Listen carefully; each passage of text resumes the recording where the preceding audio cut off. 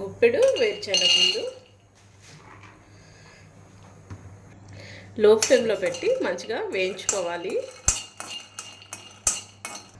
ఇలా లైట్గా colour change అయితే సరిపోతుంది. ఇప్పుడు 1 టేబుల్ స్పూన్ ధనియాలు, 2 టీ స్పూన్లు నువ్వులు, తర్వాత కొంచెం 1 టేబుల్ స్పూన్ జీలకర్ర, అలాగే 3 లవంగాలు, 3 యాలకులు, 2 ఇంచులు చెక్క, అలాగే 2 ఇంచులు ఎండు కొబ్బరి, ఇవి కూడా ఇందులో వేసుకుందాం. వేయించుకొని దోరగా ఫ్రై చేసుకోవాలి.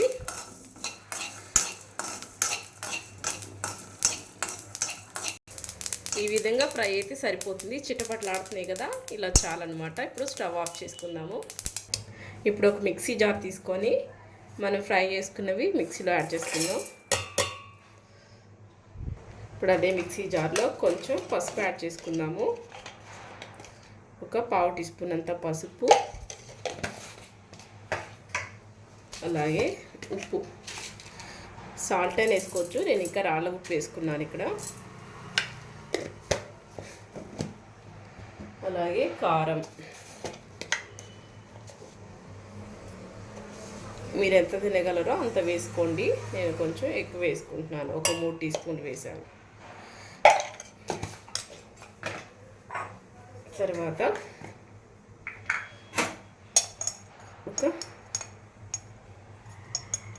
ఒక 1/2 టీ స్పూను గరం మసాలా ఇవి వేసిన తర్వాత ఇప్పుడు ఒక 2 మీడియం సైజు ఉల్లిపాయలు, అలాగే 2 పచ్చిమిర్చి కట్ చేసుకున్నాము. ఇలా ఇది కూడా మనం మిక్సీలో యాడ్ చేద్దాం.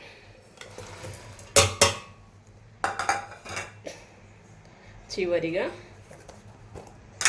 1 టేబుల్ స్పూన్ అల్లం వెల్లుల్లి పేస్ట్. మీ దగ్గర అల్లం వెల్లుల్లి సపరేట్గా వేసుకోవచ్చు. నేను ఇక్కడ అల్లం వెల్లుల్లి పేస్ట్ వేసుకుంటున్నాను, 1 టేబుల్ స్పూన్. ఇప్పుడు మనం దీన్ని మిక్సీ పట్టేసుకుందాం. సరే కదా, ఇలా మెత్తని పేస్ట్లా చేసుకోవాలన్నమాట. ఇప్పుడు మనం వంకాయలు కట్ చేసుకుందాము.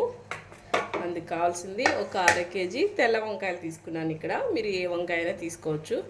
నల్ల వంకాయ ఉంటుంది కదా, అదే తీసుకోవచ్చు. ఇక్కడ తెల్ల వంకాయ తీసుకున్నాను. వంకాయలు కట్ చేసే ముందు మనము ఒక నిమ్మకాయ సైజ్ అంతా చింతపండుని నానబెట్టుకోవాలి. ఇప్పుడు వంకాయలు మనము ఘాట్లు పెట్టుకుందాము. ఇలా శుభ్రంగా కడుక్కున్నాను వంకాయల్ని. ఇప్పుడు ఇలా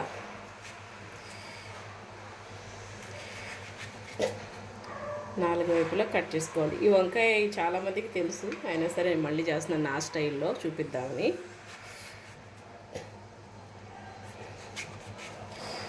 చూసారు కదా, ఇలా చక్కగా కాడంతో వేసుకుంటే మనకి కర్రీ కూడా చాలా బాగుంటుంది. తినేటప్పుడు కూడా చాలా చక్కగా ఉంటుంది, ఈజీగా.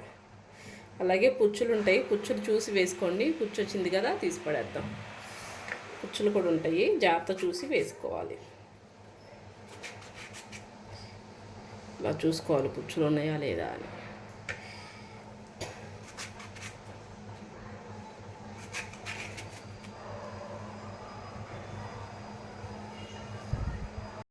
ఇలా మొత్తం కట్ చేసుకున్నాం కదా. ఇప్పుడు మన స్టఫింగ్ని ఒక బౌల్లోకి తీసుకుందాము.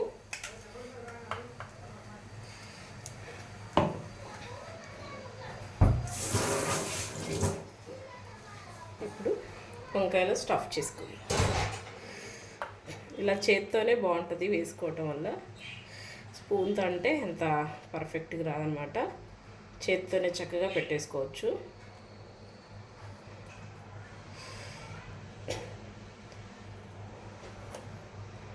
అన్ని మూలలకి మసాలా పేస్ట్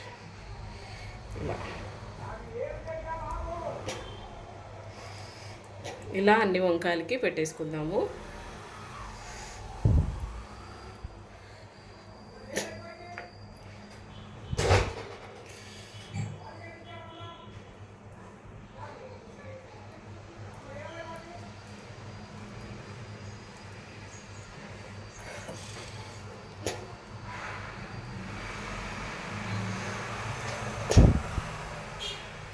వంకాయలు మనం స్టఫింగ్ అంతా పెట్టేసాము. ఇప్పుడు ఎలా చేయాలో చూపిస్తాను, చూసేయండి.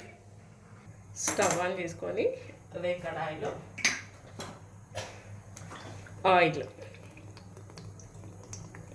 వంకాయ కూర కాబట్టి కొంచెం ఎక్కువే పడుతుంది, ఇంత సరిపోతుంది. ఆయిల్ మనకి కొంచెం హీట్ ఎక్కింది. ఇప్పుడు మనం వంకాయలు పెట్టుకుందాము, మనం స్టఫ్ చేసుకున్న వంకాయలు.